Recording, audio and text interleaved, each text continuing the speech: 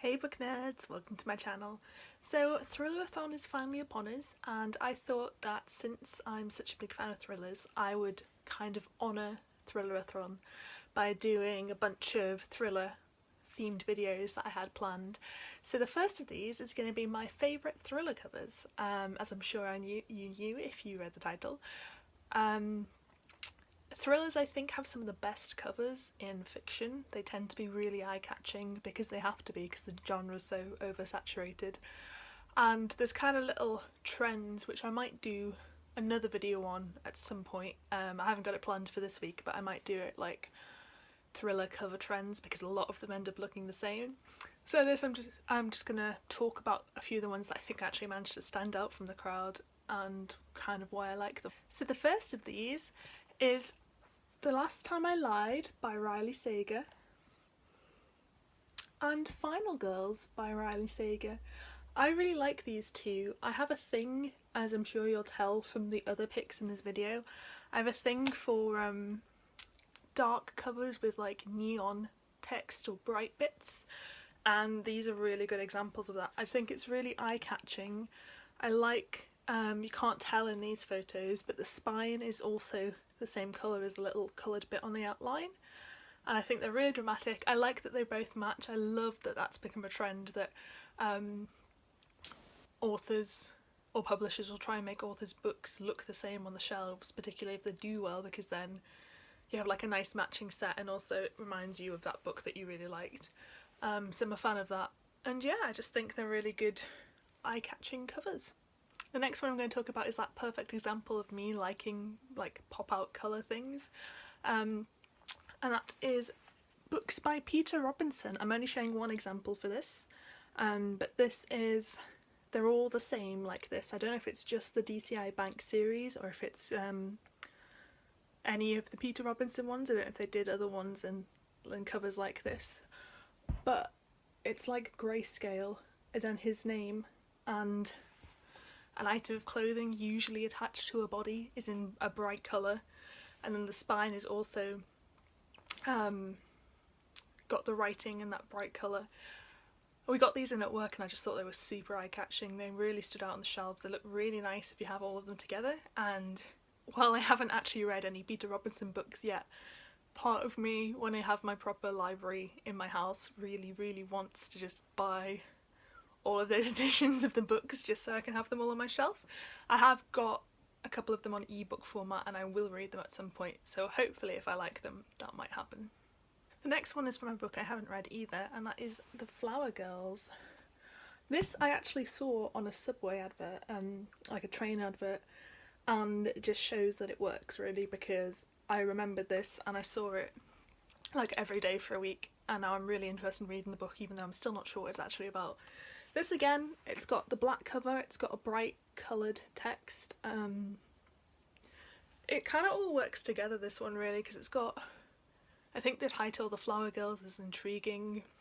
You get a lot of thriller covers with flowers on, but this has just got like a single yellow, I don't know what that is it a buttercup? Maybe it's a buttercup.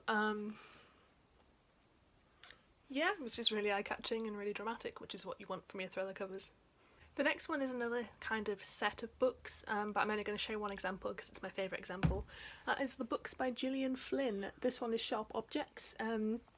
There is Gone Girl, which is orange, and Dark Places, which is green. Interestingly, when I looked this up, I found a Dark Places that was this blue, and I found a Sharp Objects that was the green, so I don't know. This is the cover that I'm familiar with, but I don't know if they switched the colours or why they would do that for some editions, or if it's just people messing around in Photoshop. But anyway, these books, they're really good books. I've read all of Gillian Flynn's books. Gone Girl is my least favourite. I go back and forth on which is my favourite, but I think Dark Places is now. I'm not 100% sure on that. I love both Dark Places and Sharp Objects. But again, shockingly, it's a black cover, it's got neon bright text on it. This one as well, it's got like the slashes, which is quite good. I think they're quite dramatic. And again, I like that they all match. It makes them look so nice on the shelf and it just makes you want to like own them all. The next one is a book I haven't read yet either, but it is one that I definitely want to read, and that is The House Swap by Rebecca Fleet. This does not fulfill the usual pattern of dark background, bright text. This has got just a really strong concept. Obviously it's about people swapping houses. I like that this is illustrated with the two doors next to each other. I like that the colours swap in the title.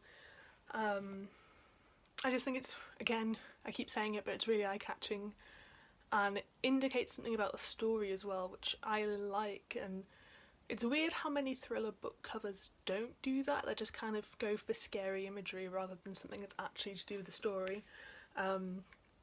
Again, doors are a big theme in thriller covers. I've seen a lot of doors. When I was doing research for this video, I basically went through my Goodreads page and like Amazon and Waterstones and all that, and there's a lot of doors, and some of them are just better than others, and I don't really know why, but I guess that's the magic of photography.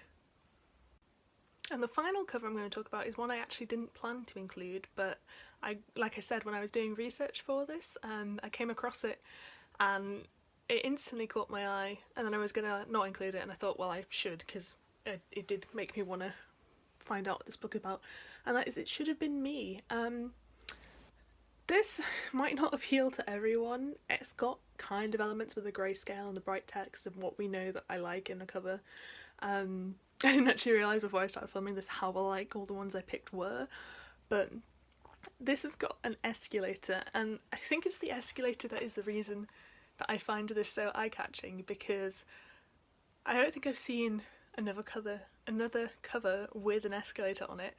I don't think the story has anything to do with an escalator. I don't remember what it's about, but I did skim read the blurb and I'm pretty sure it didn't mention anything, but I don't know. I guess it's trying to imply you could be followed in a shopping centre. It's just, I don't know what it is about that one. I just like it. Yeah, so that is all the covers that I'm going to talk about today. Let me know what your favourite covers are. Let me know if you think there's any like trends in covers that you like. So obviously I like the dark background, bright text. Is there a particular type of cover you like? Not necessarily thrillers, just in general. Do you find yourself picking up books that all look the same or anything like that? Yeah, thank you so much for watching. If you enjoyed this video, please give me a thumbs up, it helps me out massively, and I hope to see you next time.